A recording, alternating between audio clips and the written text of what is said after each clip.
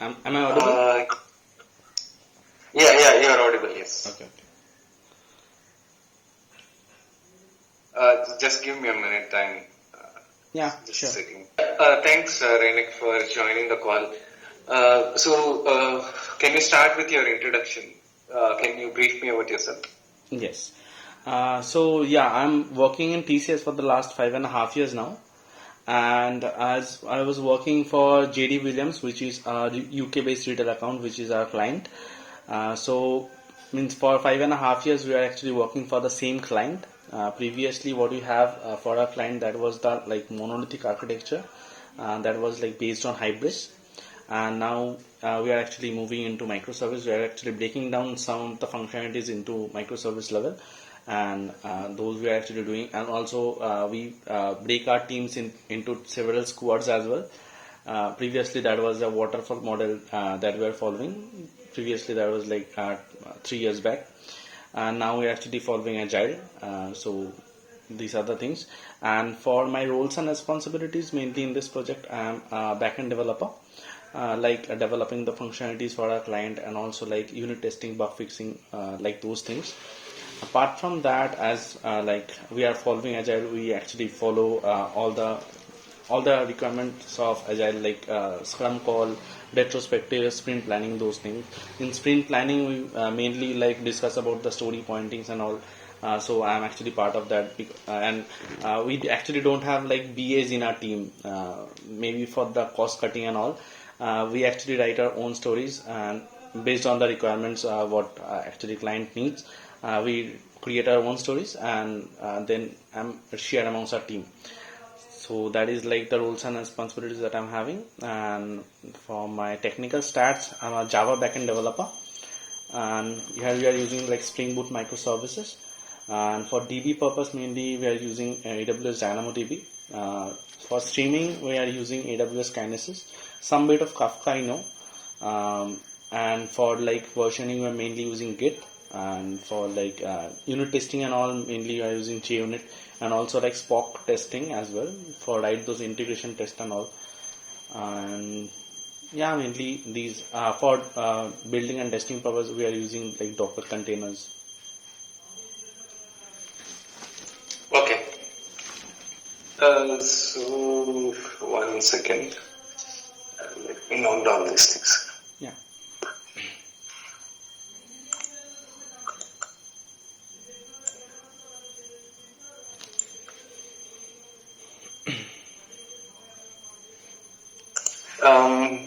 So your total experience is 5.5. 5.5. Okay. What's your current CTC, Renek? Currently 5.7. What's the reason for looking out? Actually, many reasons. I will not actually lie. Yeah, monetary problem is actually there, and also like I'm been into the same project for 5.5 years, and I'm actually looking out for change, because I Okay. Expected CTC? expect something around like 16, 17. Your current CTC you said is around 6, right? Yes.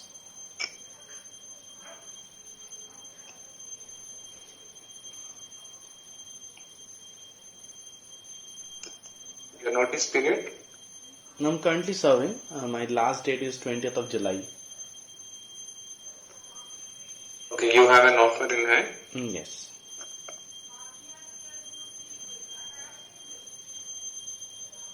Okay, can you mind sharing the CTC you're holding? I'm holding 16.5. I'm not expecting like much more than that. I'm expecting like the same only. Okay, thank you. Yeah, that's all on it. Okay, so coming back to the technical front, so can you define your architecture, this microservice-based architecture? Okay. Yeah. So in our microservice-based architecture, we're mainly like using like API gateways and all, where we are actually routing to different services. Mainly, we have built up most of like 11 to 12 services. We are mainly working in a product squad. What is actually the product squad do? Product squad actually takes the user, means take the product which will gonna be saved into the DB. So that actually provides by our client. We mainly process the product to save into the DB, and also like many functionalities are being into, means like grouping functionality, ranging functionality, what all the products are ranged or not, what to show in the PLP, and how that will, means what are the attributes will gonna be at the response end of when the user actually can see those response. Those type of functionalities are there. So mainly, as I have told you, like we are mainly using like API gateway to route to different services, and from the service to service communication, mainly we are using like REST templates and all. Okay, there is no queue-based communication or asynchronous communication between services. Yes, mainly that we are actually using like AWS Kinesis, where we actually means using the stream we are actually sending the data into services. One service actually consume the data that AWS means that stream name actually consumed by another service which we actually call like in the ingestion service, and from the Airflow end we actually send means we're actually processing the file and send those send the streaming data into the stream API, AWS Kinesis. Okay, how many microservices you have in total? In total, something around, I can say, it's 10 to 12, I think. Exactly not counted. So, do you have a view of the deployment architecture, how it is deployed, right? How many, is this deployed on a Kubernetes engine, or this is a kind of a Docker Compose based? It's a Docker containers we are actually mainly using to deploy our things. But in higher environments, we actually don't deploy by ourselves. We actually have the separate platform team who actually does the deployment and all, using like Jenkins scripts and all. They're using like CI/CD pipeline in the.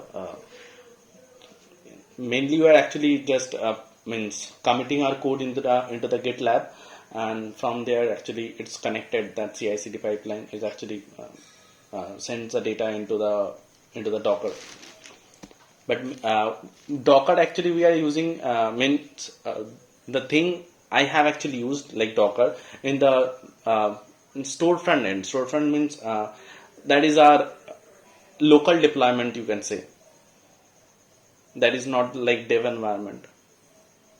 We actually have created our local environment, local deployment environment, where we actually keep our Docker instance running, and we are actually posting those jars and all, and using the commands and all. We're mainly using our services. Okay. So you have exposure towards Docker as well? Yeah, some of the commands Can actually. you explain? Can you explain what is Docker and why it is being used? Docker actually being used, it's actually it's a containerized based. Whenever we're actually doing the containerized with all the service, we don't have to write up each and every service separately. We actually can create one Docker Compose that basically is a container where we can actually keep all the services, and we can actually we can actually use them as a image. Basically, we actually create the image of each and every services and run in the Docker instance, means where the Docker is running. So that is actually like helping helping to like deploy and test those services. So you know how to create one Docker file and create a Docker image?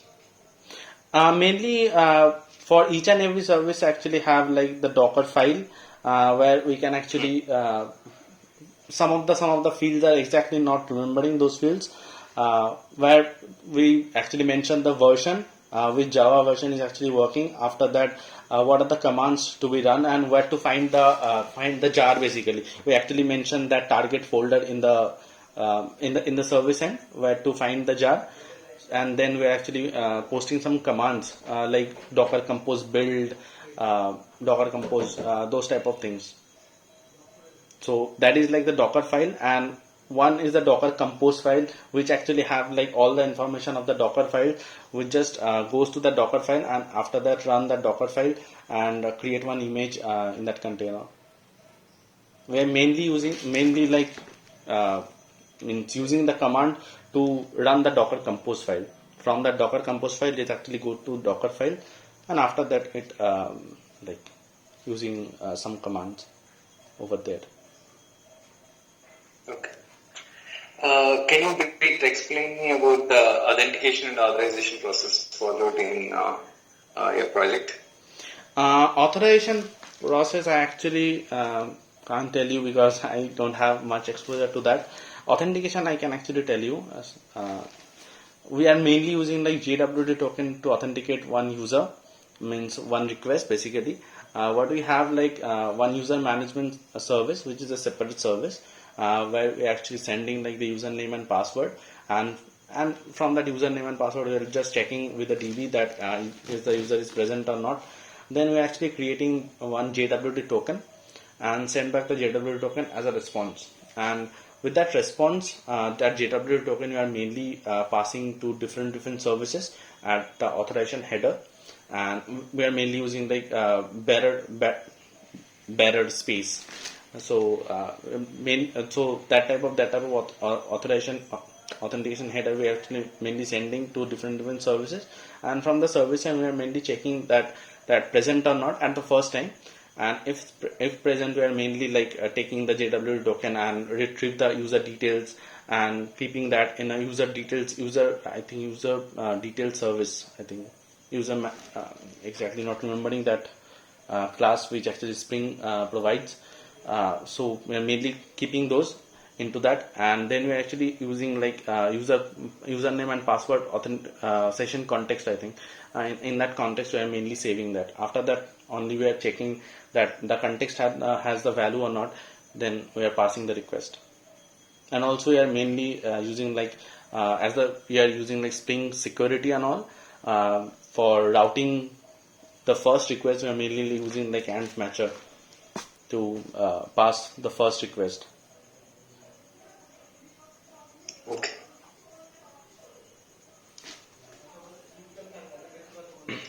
So you have used DynamoDB, right? Other than that, any SQL DB you have used?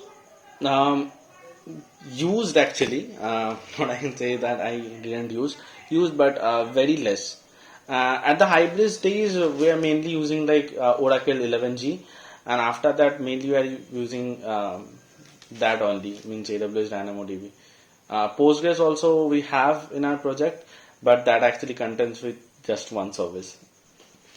So mainly not using so much.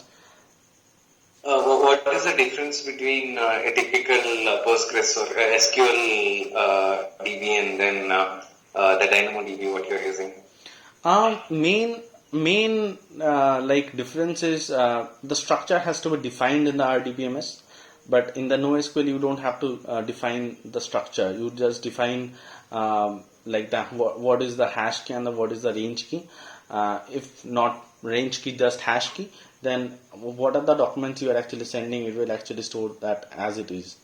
Means if some attribute, let's say new attribute has come and you added some new attribute in the entity file, for that you don't actually need to create one table, create one column basically in the table in the environment all.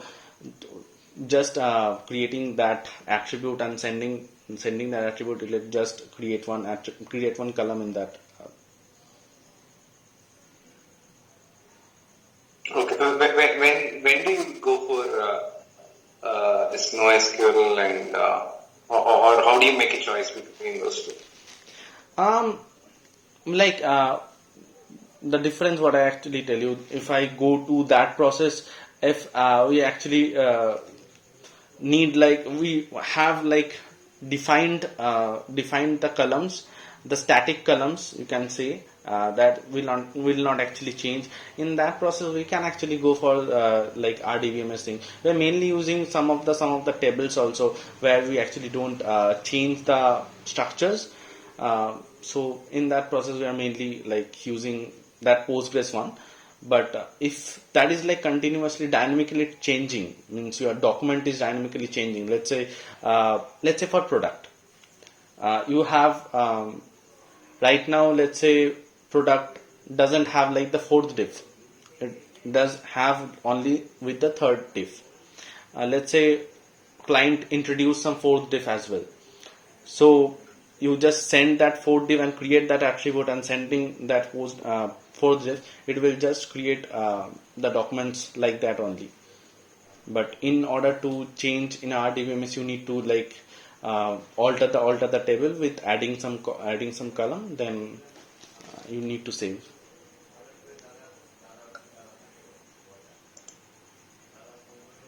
Okay.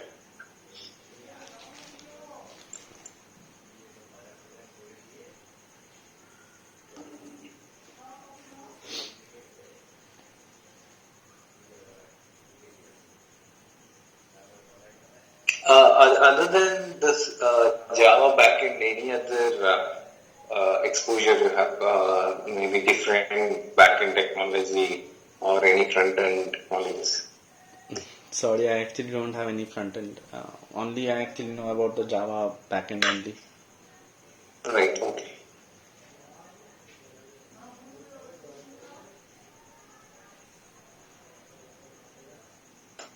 You put Kafka in your skill set, right? Can you explain? You have any experience in Kafka? If yes, you can explain a bit. Kafka. Actually, I have done some bit of Kafka as well. Before like starting our microservice one, we are mainly using like Kafka, Vertex. That was the time when you're actually not using like AWS DynamoDB and all, like Spring Boot also. So at that time we are mainly using Kafka. So Kafka, what I can actually tell you, is a producer-consumer based communication. Here actually the messaging communication is happening. What I can actually remember, there was a Zookeeper. In that Zookeeper, we actually integrate the Kafka. Kafka server means first the Zookeeper server is running, and then we are actually means creating the Kafka server. We are mainly talking to means one service to another service, that producer and the consumer. We are actually mainly using like some of the topics. In the topics, we are mainly sending like the messages. Let's say if it's a string messages, then normal, you don't have to like any changes on that. If you want to send like any like user documents, or let's say one employee object, that's those type of things, then you need to actually configure in the configuration file, where you need to like in the Kafka template, you need to define what is the like serializer, what is the deserializer you need to make in the consumer end. So those type of things actually I can remember. So that way actually communication is happening. One actually means one is sending, the producer actually sending some value into that topic, and the consumer basically like consumes to that topic and just retrieve the messages. Okay. So here in your project, you said you divided this a monolith. You broke down this monolith Yes. into several microservices, right? So what's the criteria for a for some functionality to be part of this a microservice? How do you break them into services? How do you define, like, this could be a This could be a service. microservice? Okay. So for that, what I can actually tell you, we are mainly not like only we are breaking down the services, monolithic architecture. We are also breaking down our team as well. Means we are mainly working for product squad. We also have like the order squad. So in that way, you can actually identify that which part of the portion we are mainly covering. Order squad is actually mainly like after checkout one actually place the order. After the order fulfillment process, that was the thing. those they are actually doing. Now what we are actually doing, we are mainly previously what we have, that was the fatware who actually sends all the data means all the products that we stored in our DB, and after that we actually write some of the logics to define the cost price, define the selling price, define how the product should be present in the PLP, how the product should be there in the PDP, or some of the grouping functionalities. Grouping functionalities, what I can actually tell you, let's say you have open Amazon and you have open one product in the in the PDP section. There you can actually see that you may also like with some other products. So that is like the grouping functionalities, and those type of functionalities means that type of thing, like the search, adding some data into the DB, or like retrieving, or like say ranging function. Ranging is like if let's say one product has 12 SKUs, with the 12 SKUs, one SKU is derange. Derange means we business actually don't want to sell that SKU. So there is a logic called ranging functionality, which actually does the deranging part. So those type of things we are mainly breaking down into different services in the product squad. We have like the product service, we have selling price service, we have cost price service, we have offer reference service. We actually mainly if there is any offer related thing in the product or not. So those type of things actually break down into different services.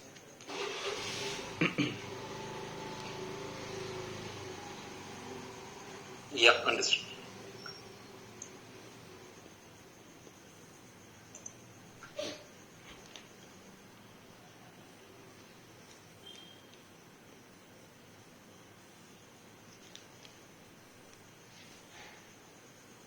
What's your exposure towards AWS? What's your comfort level, and what did you use in AWS? Um, Actually, not much. I mainly use like AWS DynamoDB and AWS Kinesis at the most, and some bit of what I can tell you, some bit of S3 I know, because I actually don't means using any scripts and all to store some data into the S3. We just actually look into S3. We're actually storing some whenever the airflow actually goes on, it actually stores the file in the S3 bucket. So those type of things actually I know, but there's a little very less thing what we are actually not cherish about. Right, okay.